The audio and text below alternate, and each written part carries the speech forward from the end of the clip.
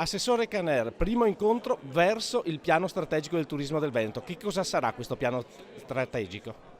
È un piano importante che coinvolge tutto il mondo del turismo veneto, quindi questo è un piano inclusivo, non è fatto esclusivamente dalla Regione Veneto, ma è fatto da tutti gli stakeholders, da tutti coloro che partecipano, dalle imprese turistiche, da tutti coloro che lavorano, e questo secondo me è l'aspetto più importante. È un piano che posa, diciamo, le proprie basi su alcuni principi e criteri chiari, in primis il concetto dell'innovazione, innovazione di prodotto e di processo.